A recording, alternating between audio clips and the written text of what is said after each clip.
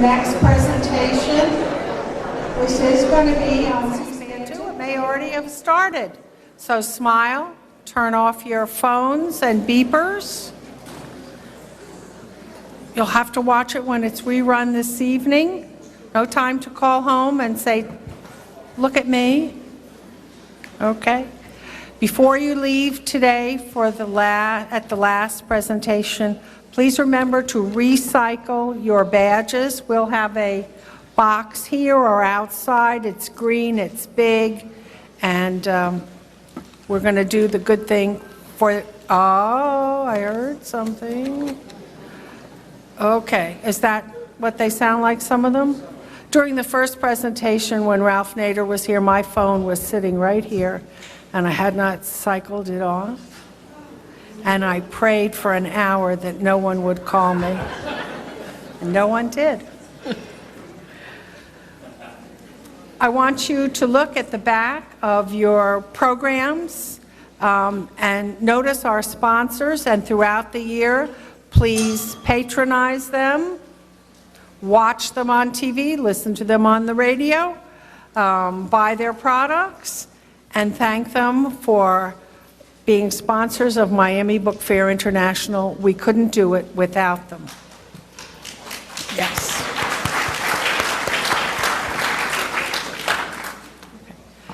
To introduce our next panel, it is my pleasure to welcome back Charles Chapman, a friend of Miami Book Fair International and a frequent and wonderful introducer. Charles?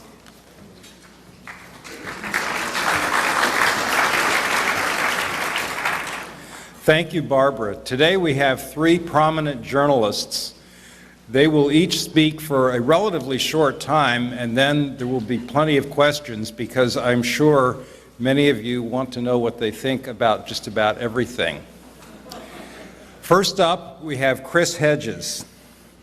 Uncompromising is how most journalists, except maybe those for English tabloids, regard themselves. In the case of Chris Hedges, it's the real thing. He covered the war in the Balkans for the New York Times during the 1990s and then went on to be the Middle East bureau chief for that paper. Currently, he writes an online column for Truthdig and was recently awarded the Los Angeles Press Prize for Best Online Column for the year. The titles of his books speak for themselves. I Don't Believe in Atheists. American Fascists, the Christian Right and the War on America. The ironically titled, War is a Force That Gives Us Meaning. His current publication is Empire of Illusion, The End of Literacy and the Triumph of Spectacle. Next up, we'll have George Packer. George made his mark on international reporting in 2005 with the publication of The Assassin's Gate. It tells of the invasion and occupation of Iraq. Appearing on nearly every list of best books that year, it won numerous journalistic awards as well. After graduating from Yale in 1982 and working for the Peace Corps, he became a staff writer for The New Yorker, and in 2000 wrote Blood of the Liberals. His current book is called Interesting Times, Writings from a Turbulent Decade.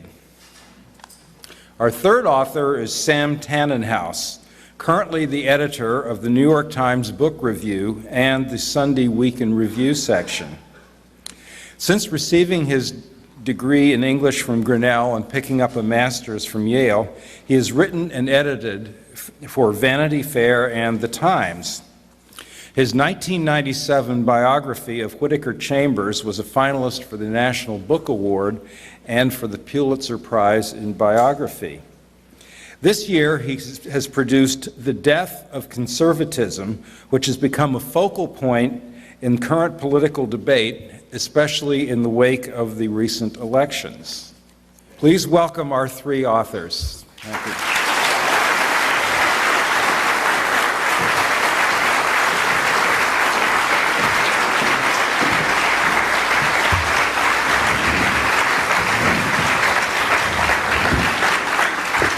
Hi, we're each going to talk for 5 minutes. I guess the Reader's Digest version of our books. My book, Empire of Illusion, The End of Literacy and the Triumph of Spectacle, makes the argument that we are the most illusioned nation on the planet, that we have become utterly disconnected from who we are, what we represent, and where we're going, and replaced it with fantasy. It has allowed us to run offshore penal colonies where we openly torture other human beings, suspend habeas corpus, engage in warrantless wiretapping and eavesdropping of American civilians, live through a Banana Republic 2000 election where, unfortunately, this state contributed to the theft of the Democratic vote, and yet describe ourselves as the greatest democracy on earth, a democracy that abrogates the right to impose its virtues on others by force.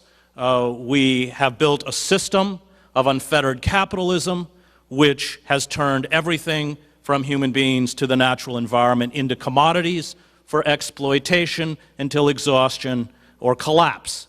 This has hollowed out America from the inside. It's why we are borrowing roughly at a rate of $2 billion a day from the Chinese and have been for the last 10 years. At some point, that has to collapse.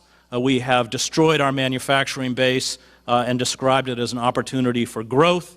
All of these things have fed into, I think, a very frightening fantasy about where we're headed, that we have, in many ways, remained 40-year-old children, unable to confront as the historian, Harvard historian Charles Mayer calls it, that transition from an empire of production to an empire of consumption. Real wages in this country have remained stagnant since 1973, and just as we maintain empire through credit and borrowing, we maintain a lifestyle that we can no longer afford through credit and borrowing. All of that is collapsing. One strives towards a dream, one lives within an illusion. And the illusion that we are fed is that reality is never an impediment to what we want. That we can, if we just dig deep enough within ourselves, if we find our inner strength, if we grasp, as Tony Robbins says, that we are truly exceptional, if we believe that Jesus can perform miracles, if we focus on happiness, we can fulfill this pernicious psychological idea among consumer culture that has sort of instilled massive consumption as a kind of inner compulsion. And the danger of illusion is that it allows you to remain in a state of perpetual childishness, infantilism. And as that gap opens up between the illusion of who we are and the reality, the foreclosures, the bankruptcies that are caused by the inability to pay medical bills, the collapse of empire, we are unprepared emotionally, psychologically, and intellectually for what it is that is about to confront us. And when the wolf finally bays at the door, when our house is foreclosed, when the unemployment insurance runs out, then you react if you have remained in a state of illusion, as a child reacts. You search for a demagogue or a savior who promises moral renewal, vengeance, and new glory. And we can already see that very frightening psychological disease leaping up around the fringes of American society. The only way that one can speak about hope is to break free from a non-reality-based belief system, to begin to speak in a new language of humility, to accept a lifestyle which frees itself from profligate consumption and endorses a new simplicity. And then finally, it is not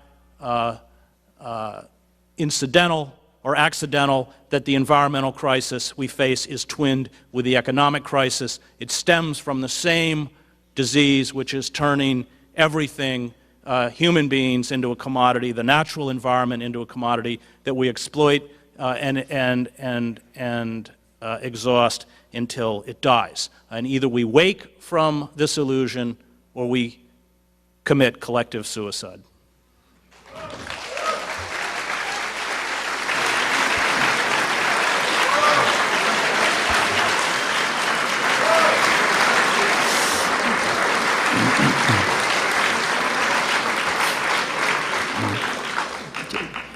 Just 15 minutes ago, Chris was saying he had no idea what he was going to say up here.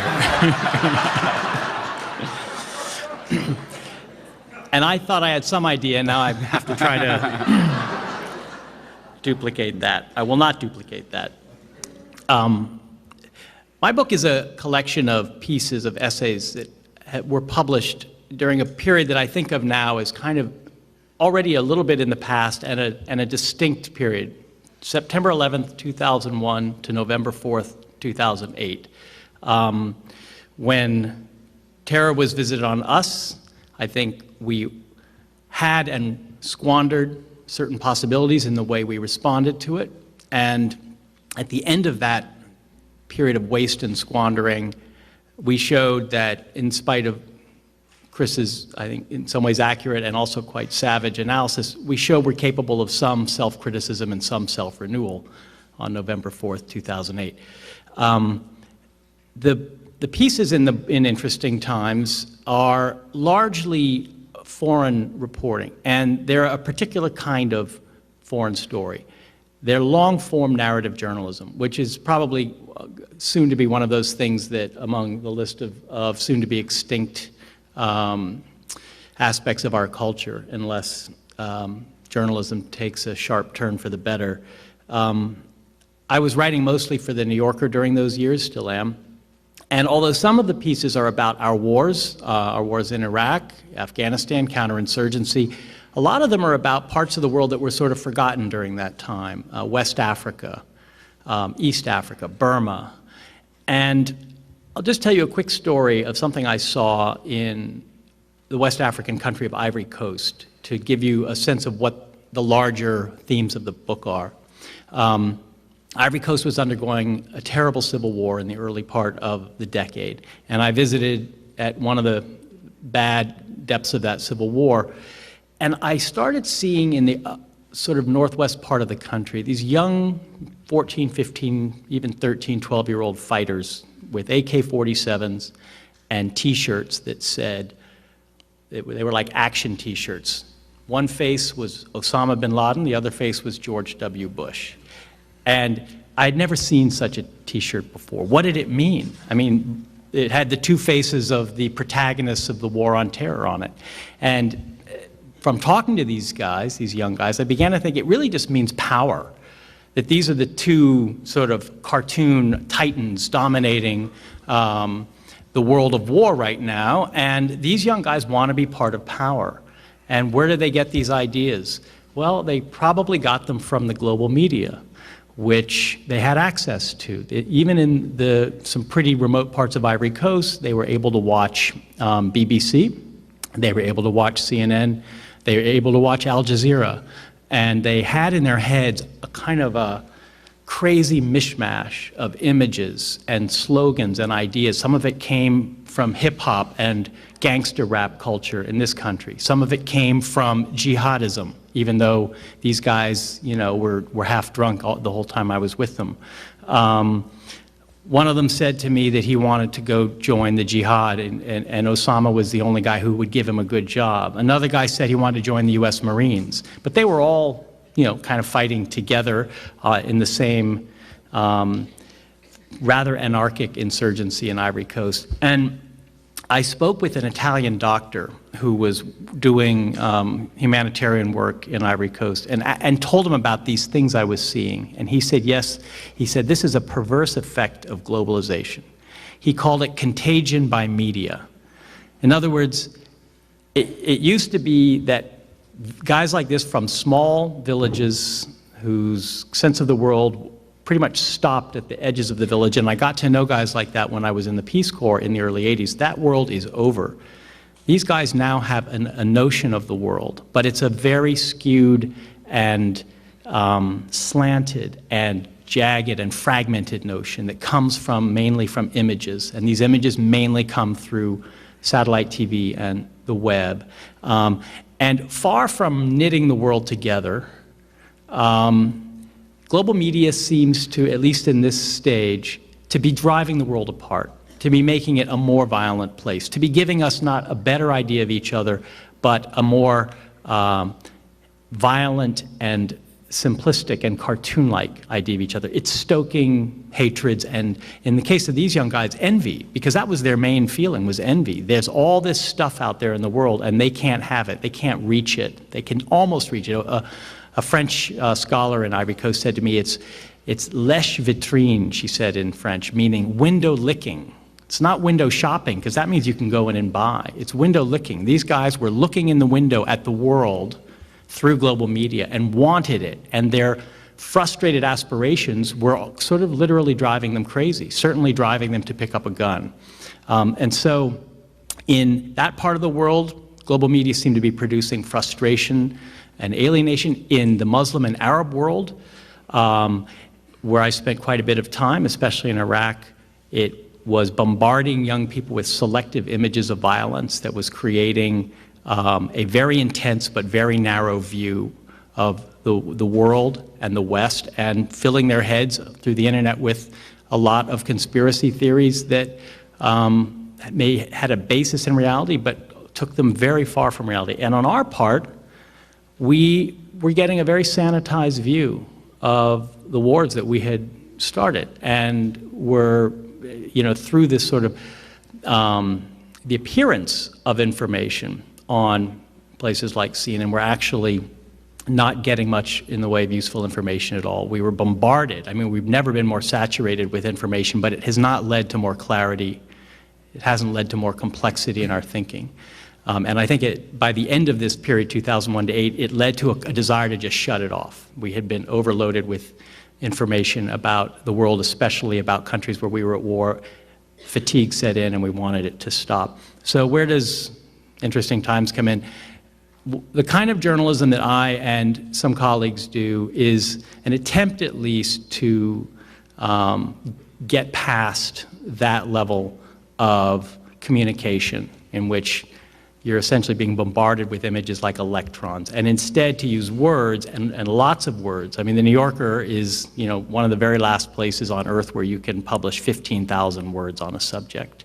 And where you can not only do that, but you can write about ordinary people. Almost every one of my stories in the book is essentially about people who are not famous, not powerful, ordinary people, and it tells the stories of their lives.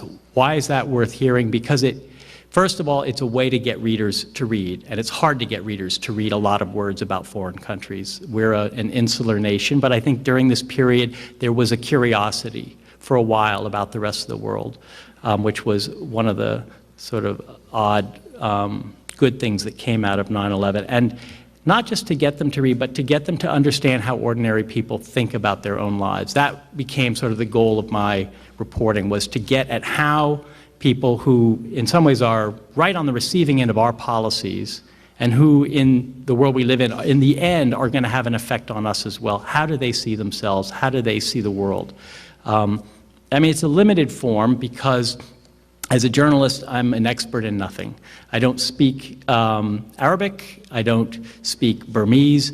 I get to go in for, say, 3 weeks at a time. So this cannot replace expertise. It's an amateur, not in a totally bad way, it's an amateurish form, but it's the best way I know of to try to explain to readers here what's going on in the heads and lives of people who we see in these flickering images in global media. And the question is, does this form have any future? And I'm not sure it does, and if it doesn't, then I think we'll all be a little bit the worse for it.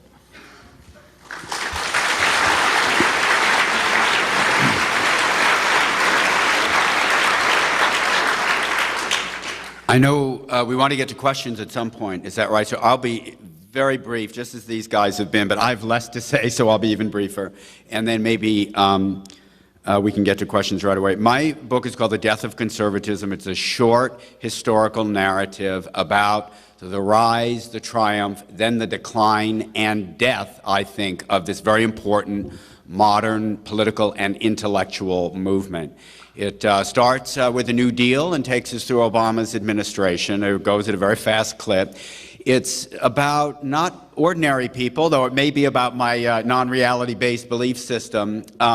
It's really about extraordinary people, some of whom have been almost forgotten. Thinkers like James Burnham and Wilmore Kendall, the late William F. Buckley, who probably a lot of people in this audience do know, and how they shaped an idea of conservatism that came to dominate our politics for several decades, and then gradually lost its direction and focus as it was taken over by what we think of as movement conservatism. So the book really describes two strains of modern conservatism. One is what I call the classical conservatism of Edmund Burke, Benjamin Disraeli. This was the idea that conservatism is a philosophy that should hold a culture and society together, largely through the instruments of government, believe it or not. And some of the figures who personified that conservatism in our own politics included Dwight Eisenhower, in his best days, Richard Nixon, who was one of the most liberal presidents of the modern era in many ways, and I think Bill Clinton, who was the last great conservative president we had. And I'll briefly explain why I think Clinton was a conservative president. It's explained in the book. Is he was a mirror image of Dwight Eisenhower. These were two presidents who followed a series of presidencies dominated by the opposition party, which had worked large transformations in the society. Eisenhower came into office in 1953, was elected in 52, after 5 consecutive Democratic presidencies, something that's inconceivable today. The Republicans did not win a presidential election in the 1930s or 40s. And Eisenhower, who came into office as the first Republican, was expected by some to roll back or unravel the New Deal policies of Franklin Roosevelt and Harry Truman, and he didn't do it. And the reason he didn't do it was he saw the policies worked and that the country expected the government to have some role in society. Then if you flash forward to 1993, 40 years later when Bill Clinton took office, he followed 3 Republican presidents, this sort of short but tumultuous age of Reagan, as it's sometimes called, though I think it actually began earlier with Richard Nixon.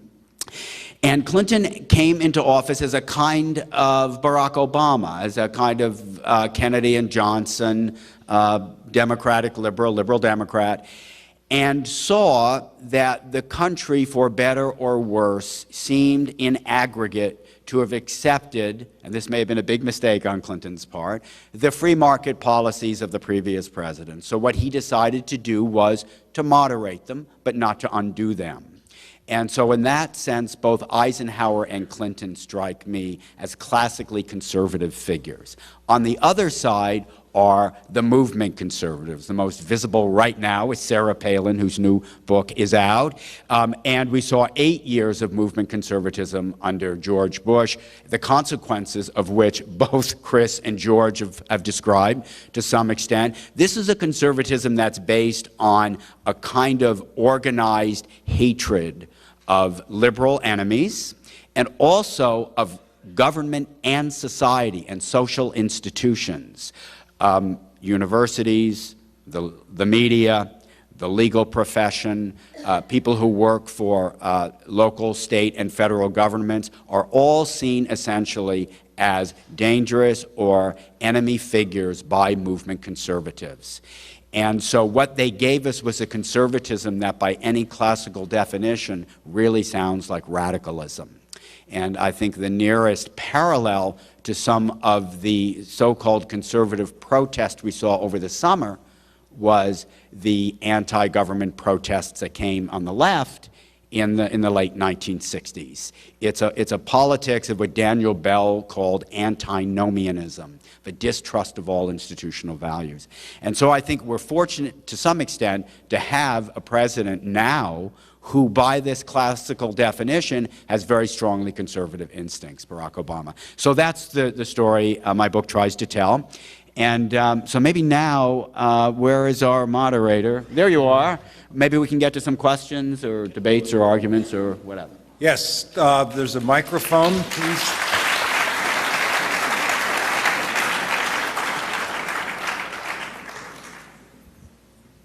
Hedges, you really nail it right on the head with Empire of Illusion.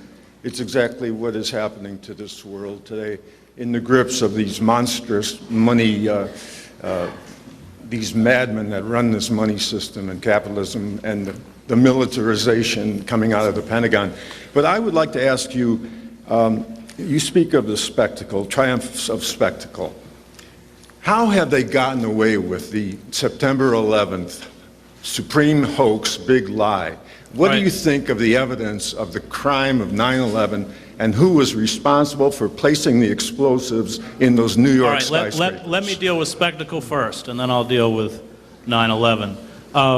It was interesting hearing Sam's analysis, some of which I agree with. I'm actually a fan of Eisenhower, and in political terms define myself as a conservative, in a sense that embracing Karl Popper's kind of piecemeal engineering, the deep distrust of utopianism. But I think Sam has confused something, and that is that we have shifted from conservatism, which in many ways was a positive force and is a positive force in democratic societies, to corporatism, and that's something very different.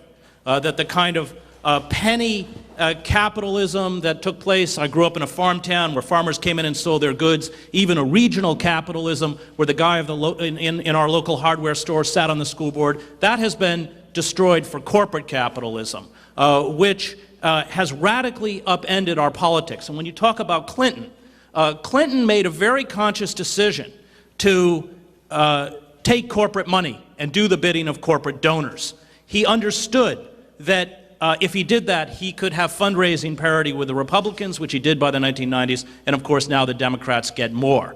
But to do the bidding of corporatism meant he accelerated what began in the Reagan administration, which wasn't conservatism, but a kind of coup d'etat in slow motion, in which the citizens were utterly disempowered to serve corporate interests.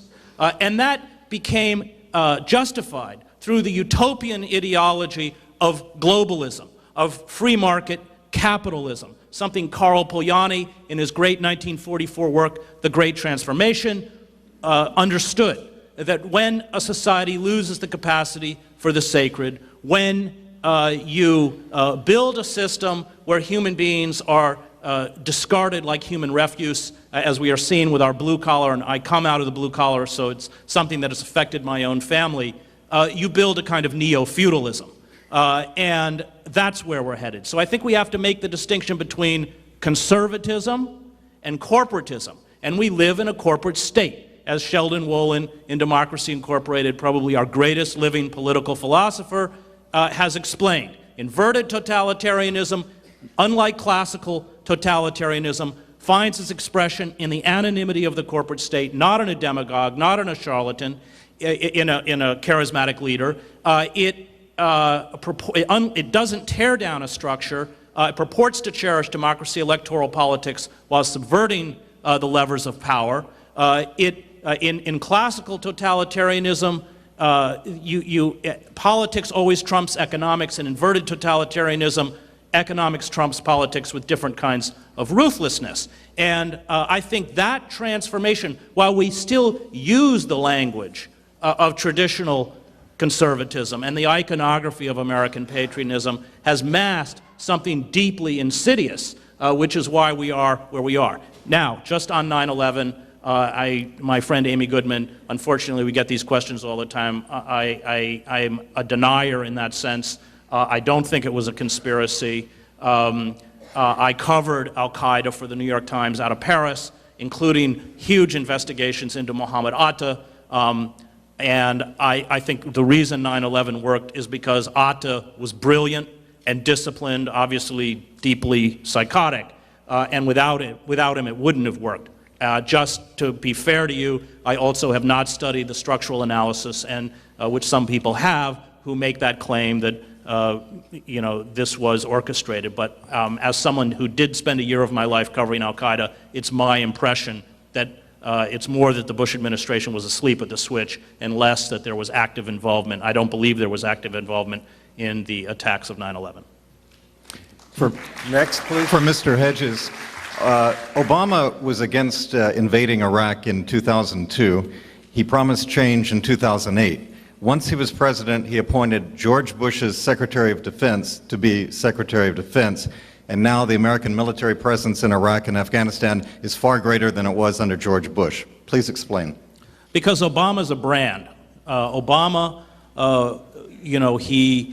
think of Obama the way, remember when Calvin Klein and Benetton associated risque style and HIV models and all this stuff to give their products an edge and a progressive appeal, but of course the end result was the same, which is to make consumers confused a brand with an experience.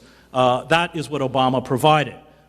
He has, as you correctly point out, not veered from the policies endorsed, either financial or military, by the Bush administration. The kinds of arguments that occur between the Democrats and the Republicans are, as Freud says, essentially about the narcissism of minor difference. We see the rise of the corporatism, corporate state in every aspect, including the healthcare debate. Any factual discussion of healthcare in this country would begin with the acknowledgement that the for-profit healthcare industry is the problem and must be destroyed. This is an industry. This is an industry that has the legal right to hold sick children hostage while their parents bankrupt themselves to save their sons and daughters. And the inability to have a rational discussion around health care is driven because Obama, sadly, is largely a figurehead and has been emasculated by the corporate forces that have orchestrated the largest transference of wealth upwards in American history and are destroying a country that I love.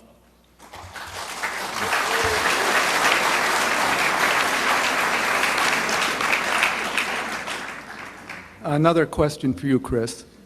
Hey, these guys are feeling neglected. I know, I feel, but I got to ask this.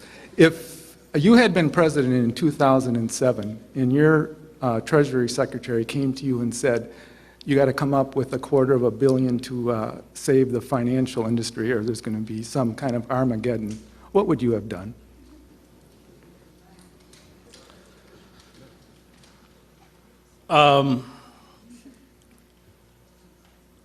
The decision to commit $12.8 trillion in guarantees, loans, to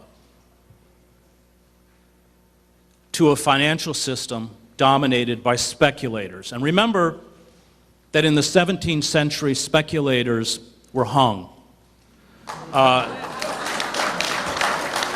Has empowered a criminal class that has not only trashed the global economy, but robbed small shareholders, many of whom are sitting in this room, who month after month put money aside for retirement and college and were wiped out. And those who wiped them out, figures like Richard Fuld from Lehman Brothers, walked away with $485 million in bonuses and compensation. Wall Street is run by a criminal class at this point.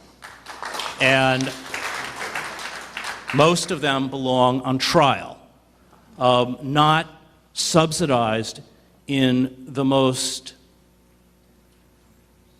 disgusting example of corporate welfare in human history. What is so myopic about what's happening is that corporatism is actually destroying the socialism that's trying to save it. A year from now, these corporations are not going to pump this kind of liquidity into the market, and we are going to be bereft of resources to respond to the growing desperation that is sweeping across the country. So, yeah, I think most of these people belong behind bars.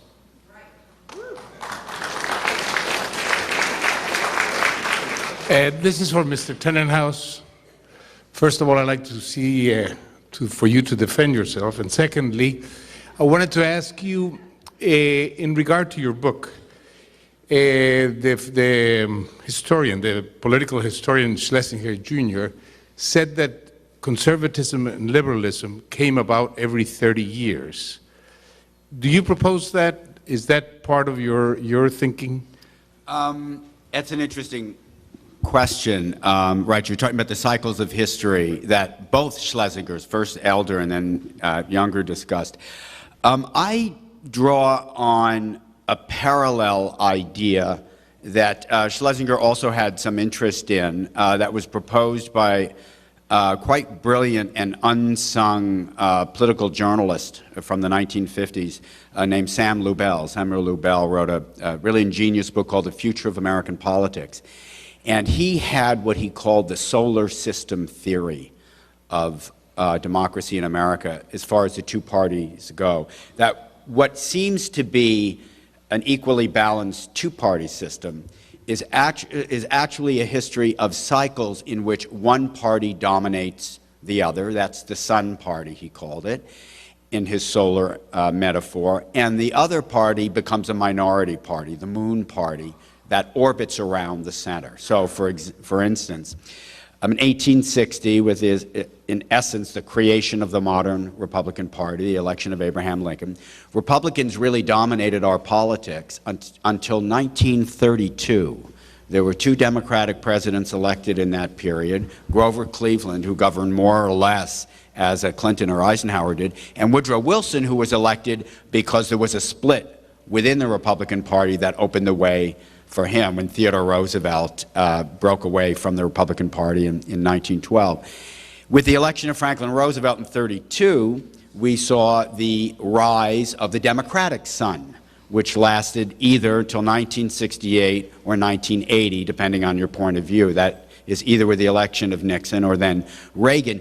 In those, and we have now entered a period, that one ended in, I think, 1992. I think actually the conservative movement ended with the election of Bill Clinton. We sometimes forget that out of the last 5 presidential elections, a plurality of votes was won by Democrats 4 times. The only time the Republicans won was in 2004, an election that was misrepresented as a great sweeping mandate, when in fact it was the closest re-election for sitting president in modern history.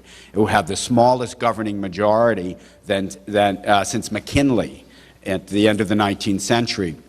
What happened was, in an analysis not so different, I think, from what Chris might say, is the Republicans had seized so much control over the political apparatus and the institutions in the culture that in 2000 they were able to put their guy in office. And at that point, with September 11th, the Republicans had their opportunity, rather the conservatives within the Republican Party, there were an opportunity to pursue their agenda any way they liked because of September 11th, with the consequences we saw. So we have now begun a period, I think, of Democratic domination, and I would not be misled by all the noise and shouting and fringe insurgencies we're seeing on the right. When a party has no ideas and no serious governing philosophy, which the Republicans now do not have, that's when the noise gets loudest. In the late 1950s and early 60s, another period when the Republicans were on the margins with the Moon Party, the loudest voices came from the John Birch Society. Remember their explanation of the universe, that Dwight Eisenhower was a communist who reported to a superior communist, his brother Milton Eisenhower, and the government was dominated by 70 or 80% of Soviet agents who wanted to poison us through fluoridated water. This was the ideology of the hard right back then. It's not remarkably different from some of what we hear now.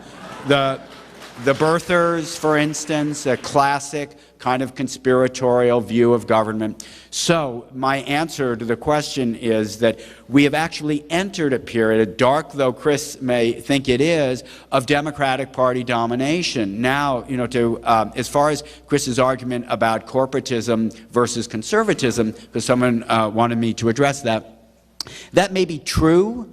I'm not sure, this will appall many, how terrible that is and how even important it is, because our system is one of dominated by a sort of a centrist consensus, I think. Most people don't stand all that far apart from one another on a continuum. In other words, if in a country of 300 million people, a very large number of them, however deluded they may be, think that a capitalist system is the one that's going to work, then that's the one we're going to have. I don't think it's imposed by evil tycoons. They may exploit it. They may exploit our fantasies and illusions and misplaced ambitions, but this is still an aspirational nation. And most people, I think, I may be mistaken, look back on our history and see much to admire and applaud in it, and see great advances we've made, not always directly and not always as far in the precise direction we'd all like to go in, but essentially one of improvement and further democratization. And as long as a majority of the nation kind of thinks that way, we will get the elected figures we have. I don't think our nation is really a conspiracy. So that's my answer there. George, you should say something. I want to just add one thing. I think it's true that the pendulum basically does go back and forth, and clearly last November 4th it took a decisive turn. But each time it swings, it kind of incorporates what just came before it. It doesn't negate it, it incorporates it. And what's just come before Obama's presidency is the most far-reaching, radical, in Sam's words, and I think effective assault on the idea that government has a central role in the well-being of American citizens in our history. I mean, we've always been an anti-government country.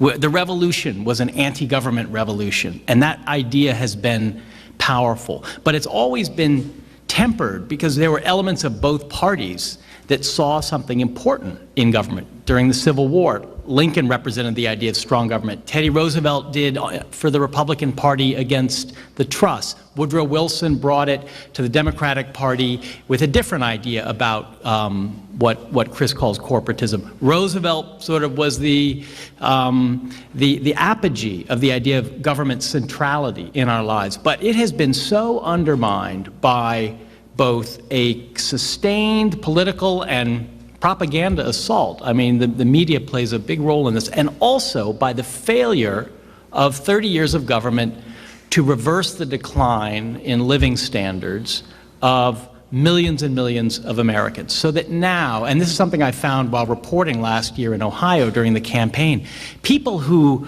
stand to benefit enormously from health care reform are deeply suspicious of health care reform.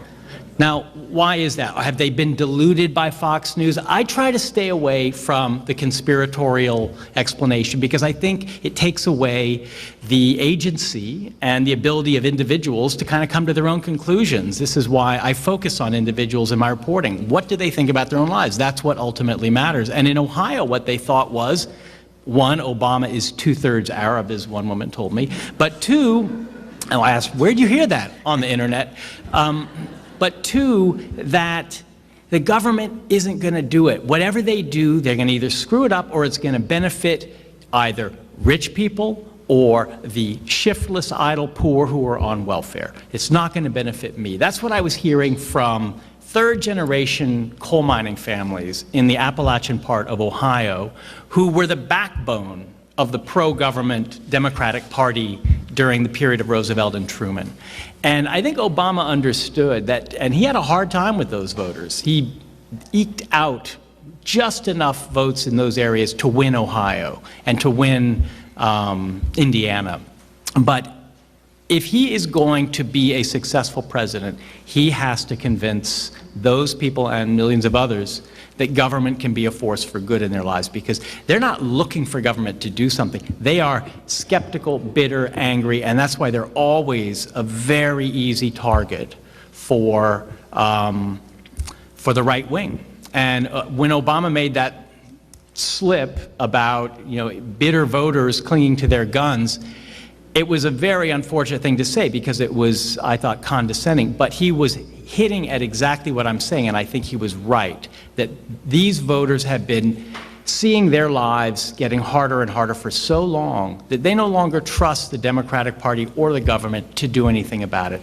And right now, I'd say Obama is running some risk, especially in his economic policies, of a backlash next year. Even if we're at the beginning of an age of Democratic dominance, I think there could be a real backlash, because some of these policies don't seem to be benefiting anyone but an elite. Healthcare reform, well, I'm sure Obama himself is an advocate of single payer in his heart, but he's not going to get it, because as Sam says, we're not a nation of single payer supporters. So he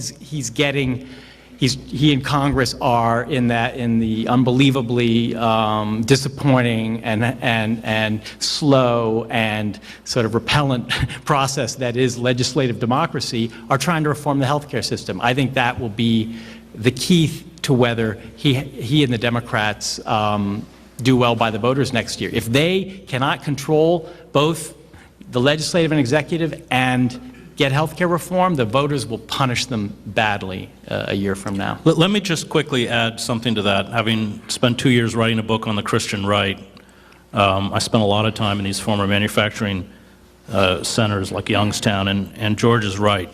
This bitterness, and much of my own family comes from former mill towns in Maine, utterly destroyed by NAFTA. NAFTA, 1994, passed by a Democratic administration, thrust a knife into the back of the American working class. It was a tremendous betrayal. And when you talk about blue-collar workers being angry at liberals and voting against their own interests, I think that's incorrect.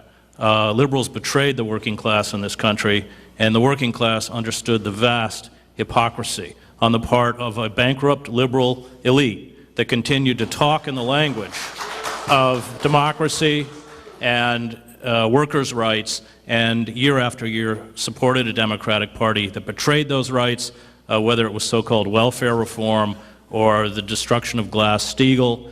And what we have done by allowing corporations to literally dismantle our manufacturing base is not only create a frightening kind of alienation and engender deep personal and economic among the working class, but permanently disenfranchise the working class. These jobs, at least the kinds of jobs that you had in mills and steel mills, they're not coming back.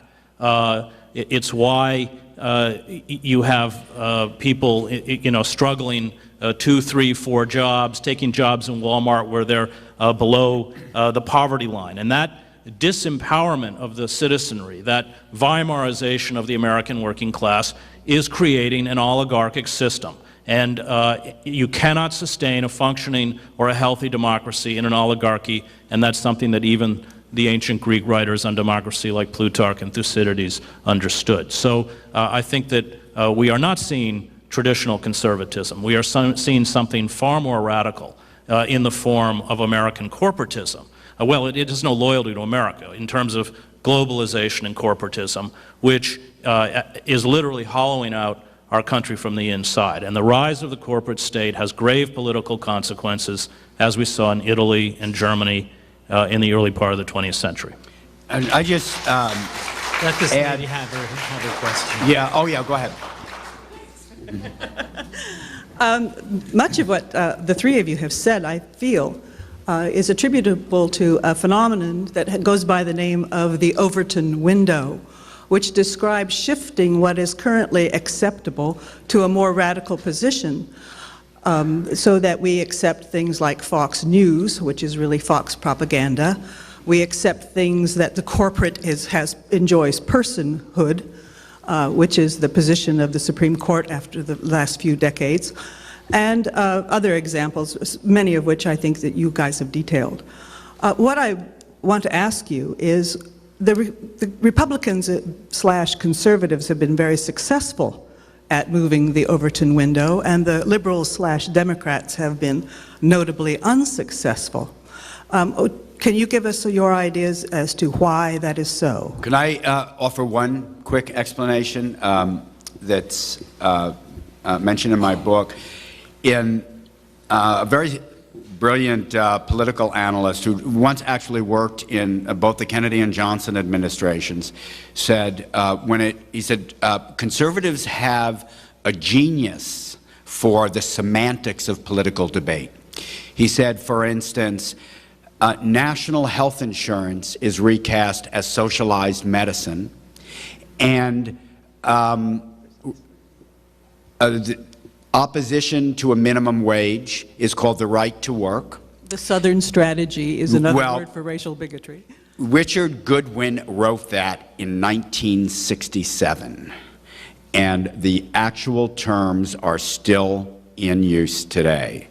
And what the right was able to do at that point was to create a rhetoric that was more effective in reaching the public. But Sam, why don't Chris's terms, Weimarization, neo-feudalism, corporatism, push aside socialized medicine, and the rest of the right's slogan? Well, one answer to that would be that, here's an interesting contradiction we have. That now, those are the terms you use, George. I don't know if Chris embraces them.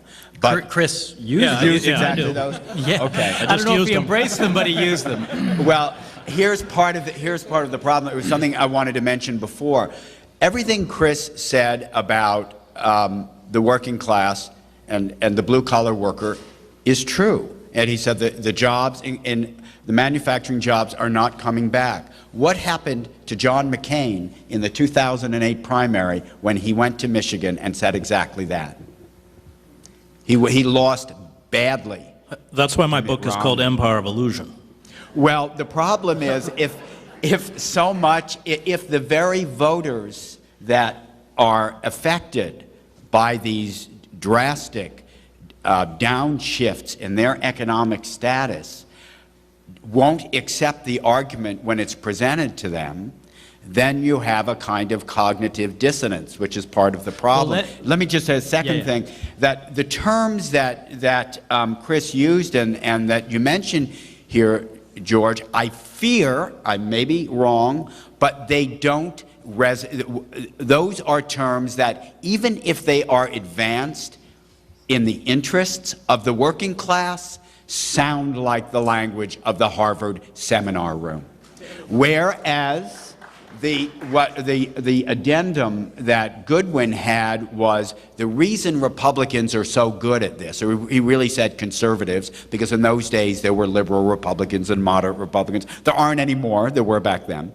Is because, is because they always seem to make the issue national security or the national interest. Well, basically, Sam, the Republicans from McCarthy to Reagan and Gingrich seized the populist language and took it from the left and moved it to the right. And populism has this very old history in our country. It goes back to Jefferson and Jackson in the 1890s.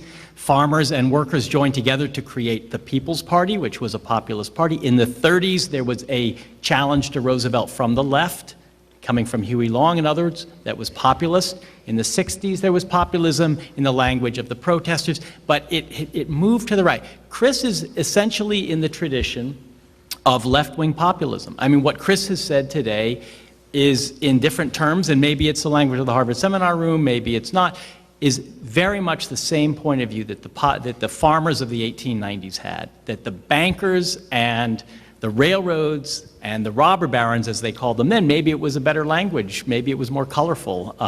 Robber barons has stuck with us because it's such a good term. Maybe the right wing had that genius for finding those terms that stick, and that's half the battle in politics. It is an undercurrent in American politics that has been with us from the beginning, and Chris is a very articulate spokesman for it. My feeling is it doesn't win It doesn't win elections, but what it does do is push the Democratic Party to the left. We are a reformist nation. We are not a radical nation. I think Sam's right about that. And I think Chris's language and point of view will not become majoritarian and will not win national elections, but it could force the Democrats who do win elections to be more radial in their reforms than they are. Let me just quickly, first of all, you know, most of my relatives at best finished high school. They can certainly understand this language, however infected I have been by Harvard. Second of all, we forgot Karl Popper's great dictum that the question is not how to get good people to rule. The question, because most people attracted to power are mediocre at best and often venal. The question is, how do we stop the powerful from doing as much damage as they can to us? And that becomes by building movements that frighten those in power. You talk about, Sam talks about Nixon being the last liberal president, and he's right. But Richard Nixon, at his heart, was not a liberal. He was just frightened of movements, of the labor movement, of the civil rights movement, and of the anti-war movement. And all of the correctives in American democracy have not come from the top, including the New Deal. They came from movements. The suffragists, the Liberty Party that fought slavery, and the bankruptcy of American liberalism is that it became entranced by power. Our job, if you care about the working class in this country, is to build movements. Movements, as I used to live in France and saw, that frighten people in power, people like Richard Nixon, who did not have a moral bone in his body, to pass the Clean Water Act and support civil rights legislation. And that's been our failure. We have been seduced by a corporatized Democratic Party, and that has had terrifying consequences for our democracy. Actually, the reason Nixon passed civil rights legislation and advocated affirmative action was because he knew it was going to break up the Democratic Party, and that's exactly what happened. That's how Machiavellian Richard Nixon was. Which, by the way, is not necessarily the worst way for a politician to operate. So what's our next question? We have time for one more question. I would throw in Bismarckian might be the best description. As journalists, this is a question for each of you. 24-hour news has increased the speed of news. So the news is getting dumber. Secondly, I'm sorry, you said the news is getting? Dumber. Yeah, it's dumbed down. Blogs allow everybody to retreat into their own groups and not have any proof of anything. And we have hallucinations of death panels and 9/11 conspiracies. And thirdly, mainstream media hosts seem seduced very often by the illusions and myths of the power elite, if you want to call them that. And like they won't quite, like the whole lead up to the Iraq War, there was no evidence for the weapons of mass destruction, but they all believed it. So what can journalists do to bring more reality into the debate and more proof and higher standards so that we have real information to reach real solutions with? I think the first thing they can do is survive. I mean, that's a brilliant distillation of what is wrong with our media. The thing you said about people moving into their ideological corners as more websites proliferate, I think Cass Sunstein, who now works for the Obama administration, called that niche extremism. In other words, the more sites there are, the more segregated we are ideologically and the more extreme we become. Because the web is not a source of news, it's a source of opinion. And it preys upon and is parasitic upon news, which comes from other sources, like the New York Times, for example. Well, right now, the New York Times is trying to fire 100 people. Well, we're offering them buyouts. Now, I don't know what Chris thinks about that, so maybe I shouldn't mention it. You know, the Washington Post is becoming a shell of itself. The Los Angeles Times long ago stopped being itself. The Chicago Tribune. I'm sure you've got your Florida counterparts. How's the Herald doing? The Herald is it a very tough period. I mean, the fact that the St. Petersburg Times is still alive is due to the fact that it's supported by a nonprofit institute, the Pointer. So we are, the greatest threat right now to maybe to our democracy is the fact that the economic model that supported serious news gathering and, in my case, serious narrative journalism in the long form, it has collapsed, and no one has figured out how to replicate it on the web. So the first question is not, what can journalists do to improve? It's what can journalists do to stay in their jobs? It's a cultural problem. We are shifting from a print-based society to an image-based society, something writers like Neil Postman wrote eloquently about, and that has terrifying consequences. We are a society utterly awash in lies, skillfully manipulated images that make us confuse how we are made to feel with knowledge. You talk about healthcare.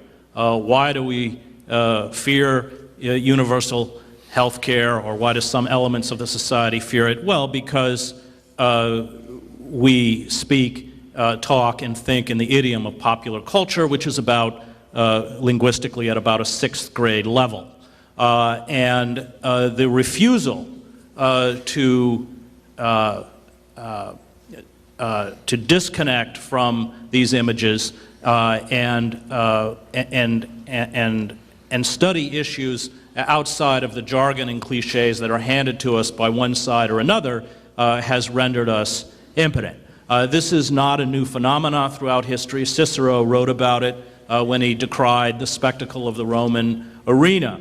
And we are moving away from nuanced thought, from the struggle with ambiguity for this kind of childish cant that, as someone mentioned, Fox News, that dominates most of the cable news networks. And so when we watch the death of newspapers, Philadelphia Inquirer, San Francisco Chronicle, all in bankruptcy proceedings, the New York Times struggling, we are seeing the dying gasps of a culture that is severing itself from print and entering an age of terrifying illiteracy.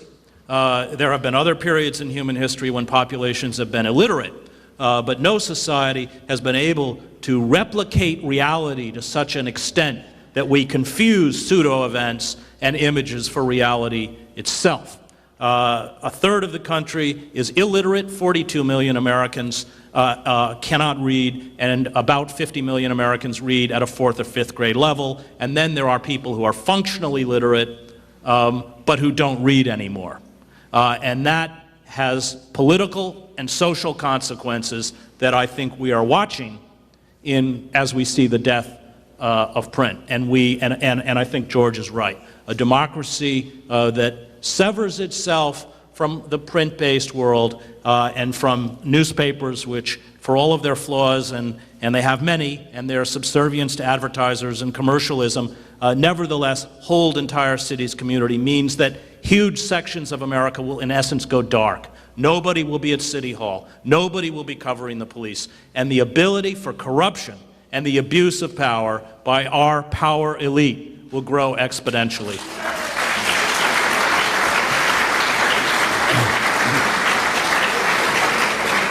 Thank you. Thank you all very much. That wraps it up. I hope you've enjoyed it as much as I have.